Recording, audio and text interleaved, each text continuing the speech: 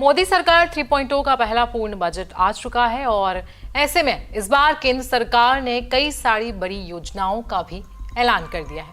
इस बजट में middle class से लेकर युवा, किसान और महिलाओं के लिए कई सारे बड़े बड़े और लुभाने वाले ऐलान किए गए हैं। लेकिन पूरे बजट में जो सबसे बड़ी हेडलाइन आज दी गई है वो है इनकम टैक्स में छूट।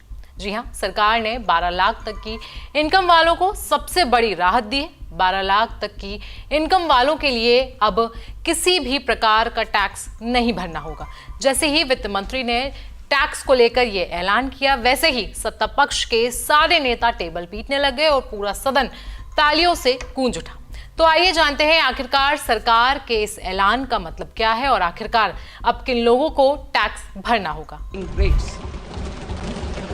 Will get a benefit of 70,000 rupees in tax, that is 30% of tax payable as per existing rate. Gets a benefit of 1,10,000 rupees, that is 25% of his tax payable as per existing rates.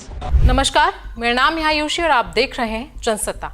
Modi सरकार के तीसरे पूर्ण budget में मध्य वर्ग को राहत देते हुए एक बहुत बड़ा ऐलान किया गया है। वित्त मंत्री निर्मला सीतारमण ने बजट भाषण में 12 लाख रुपए की सैलरी को टैक्स फ्री करने का ऐलान किया है। इसके अलावा 75,000 रुपए का स्टैंडर्ड डिडक्शन भी दिया जाएगा, जिसके बाद अब सवाल उठता है कि आखिरकार नए टैक्स स्लैब के बाद अब कितनी कमाई पर कितना टैक्स लगेगा और कितनी बचत होगी। निर्मला सीतारमण ने बजट भाषण में यह घोषणा की कि अब 12 लाख रुपए तक की आय वालों को टैक्स फ्री कर दिया गया है। इसके बाद मिडिल क्लास के लोगों के हाथ में अधिक पैसा आने वाला है, जिसका सीधा मतलब है कि अगर आपकी सैलरी 12 लाख रुपए तक है तो आपको किसी भी प्रकार का टैक्स नहीं भरना होगा।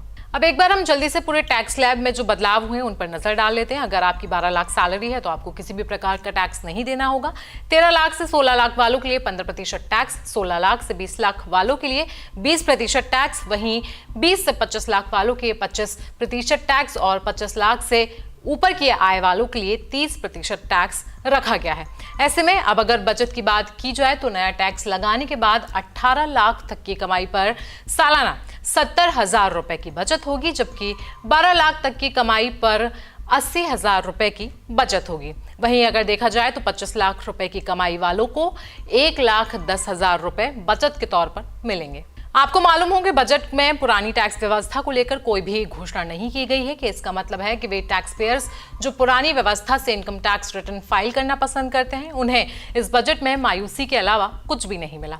उम्मीद की जा रही थी कि एटीसी या फिर एटीडी में कटौती की लिमिट बढ़ाई जा सकती है, लेकिन ऐसा इस बार के बजट में कुछ भी नहीं हुआ। अब जल्दी से हम ओल्ड टैक्स रिजीम और न्यू टैक्स रिजीम पर भी एक बार नजर डाल लेते हैं। आखिरकार सरकार की पुरानी और नई नीति क्या है। अगर नई नीति के बारे में बात की जाए, यानी कि नए और पुराने टैक्स स्लैब में नए टैक्स स्लैब में हुए बदलाव से पहले के टैक्स स्लैब में कुछ अंतर हुए गए हैं। हम आपको टेबल के जरिए बताते हैं कि इनमें कौन कौन से अंतर किए गए हैं। अब हम टेबल के जरिए आपको बताते हैं कि नए टैक्स स्लैब में क्या क्या रखा गया था।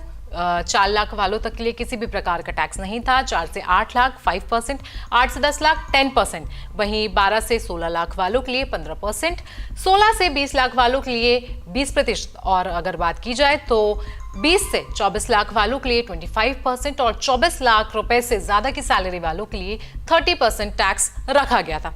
इसके अलावा अब पुरानी टैक्स स्लैब को भी हम जल्दी से एक टेबल के माध्यम से आपको बता देते हैं। 0 से 3 लाख रुपए तक के लिए कोई टैक्स नहीं रखा गया था। 3 से 7 लाख रुपए के लिए 5%, 7 से 10 लाख रुपए तक को 10%, 10 से 12 लाख रुपए 15% और 12 से 15 लाख रुपए तक के लिए 20% रखा गया था। इसके अलावा 15 लाख से ऊपर वालों के लिए 30% टैक्स इसमें रखा गया था।